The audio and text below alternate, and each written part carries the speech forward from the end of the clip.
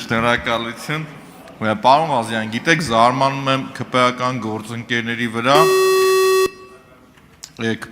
գործընկերների վրա, ովքեր ձեր խոսույթը, որ ասում եք չեմ խնդրելու, չեմ պահանջելու կամ այդ որ ինձ ընտրեք, մի հատ խորհուրդ կտամ երեկվա ելույթը պարոն Հարությունյանի լսել, երբ որ պարոն Հարությունյանն ասում է չանցակ։ Այսինքն այս պարագայում, երբ որ ձեր մյուս գործընկերը ներկայացնում էր, խնդրում ասում էր, հայցում եմ նաև որ լիներ, այդ պարագայում վերջում ասում է չանցակ։ Մի դուք ինչ պատասխան եք ակնկալում պարոն Ղազենյանից, բայց իմ հարցը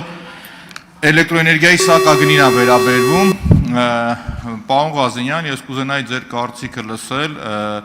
էլեկտրոէներգիայի սակագնի բարձրացում դուք կանխատեսում եք թե ոչ, որովհետև դա մի կոմպոնենտ չի, մենակ հեծից կախված չի, այլ գործոններ կա,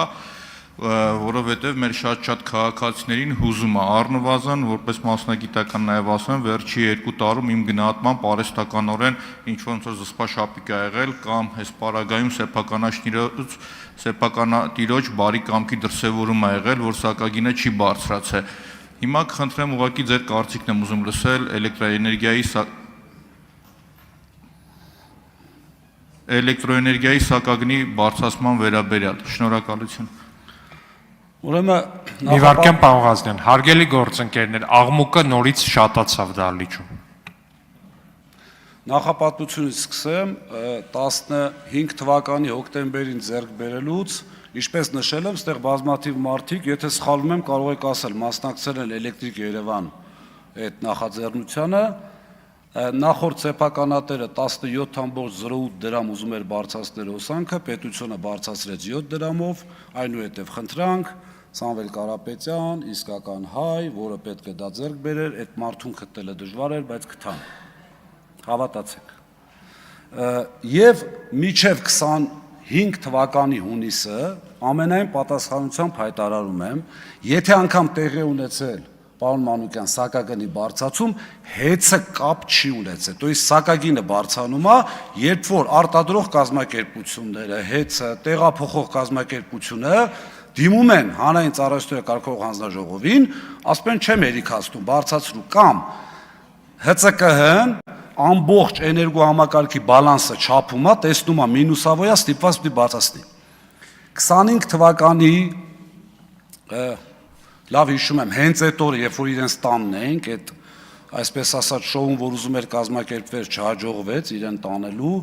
հենց այդ օրը ինձ ասաց Դավիթ, ես չգիտեմ ինչա լինելու, բայց դու իրավունք ունես հայտարարես, որ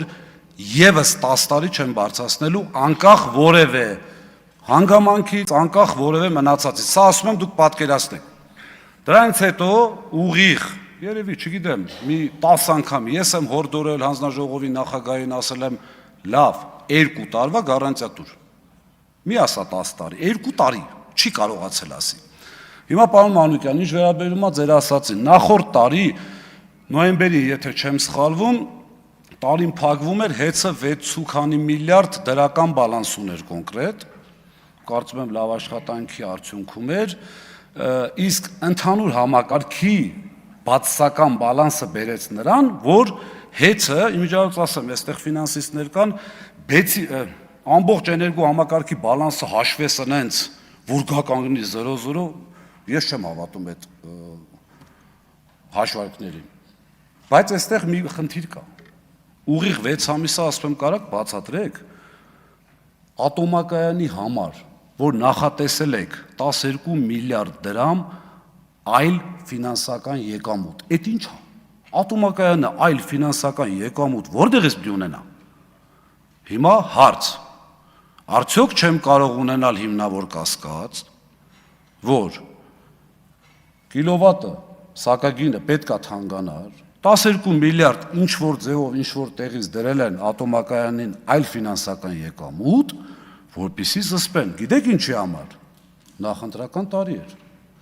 Հիմա այս ամբողջը համադրելով ուղղակի հիմա որ համակարգի մեջ չեմ Պարոն Ղազենյան, թողեք արձագանքի, պարոն Մանուկյանը կշարունակեք, արձագանք։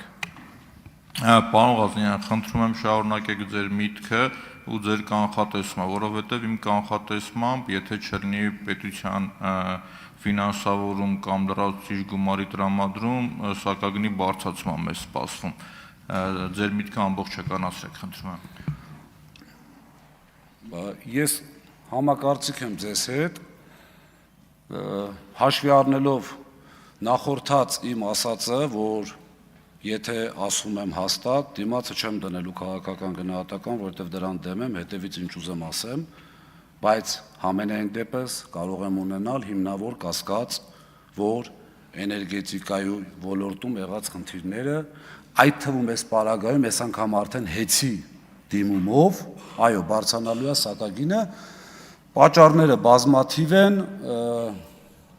ես ցանկանում եմ ձեզ հորդորել, հարգելի ՔՊ ֆրակցիայի падգամավորներ, եկեք իրար հետ աշխատենք կոնստրուկտիվ, իշահ մեր ժողովրդի։ Ես ինչի համար եմ ասում, որովհետև երբ որ մեր ժամանակ ոչ մեր, այսպես ասած, մեղքով հոսանք էր անջատվում, բոլորը շատ ակտիվ էիք, անգամ օրենք էիք փոխում։ Հիմա ամբողջական մարզեր են անջատվում, տարածքներ, երեք ասում էին կառավարչի Հայրենի Աբովյանում 24 ժամ լույս չի եղել։ Այդքան բան։